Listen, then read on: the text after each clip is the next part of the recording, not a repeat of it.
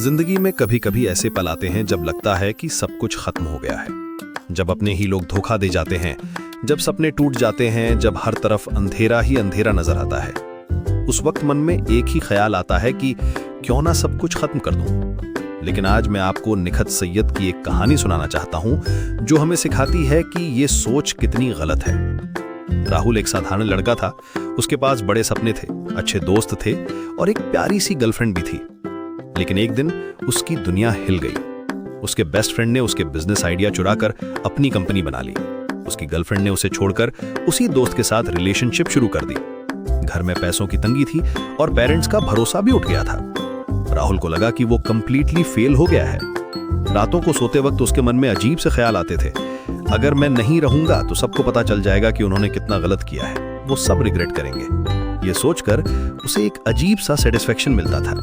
लेकिन क्या ये सच में सॉल्यूशन था? महीनों तक राहुल इसी मेंटल स्टेट में रहा। वो अपने रूम में बंद रहता, किसी से बात नहीं करता।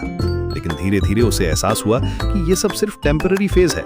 उसने अपनी माँ की आंखों में प्यार देखा, अपने छोटे भाई की मुस्कान देखी और समझ गया कि अगर वो कोई गलत स्टेप लेता है तो सबसे ज्यादा नुकसान उन लोगों का होगा जो उससे सच में प्यार करते हैं। राहुल ने फैसला किया कि वो अपनी लाइफ को एक नई डायरेक्शन देगा।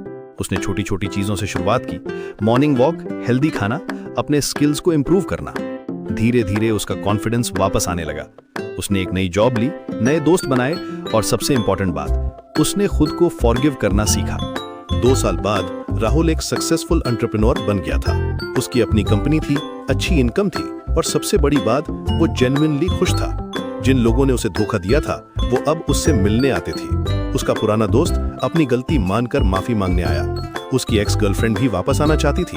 लेकिन राहुल को अब कोई बदला लेने की जरूरत नहीं थी। वो समझ गया था कि सबसे बड़ा रिवेंज ये है कि आप अपनी लाइफ को इतना बेहतर बना दें कि जिन्होंने आपको हर्ट किया था वो खुद ही अपनी गलती का एहसास कर लें।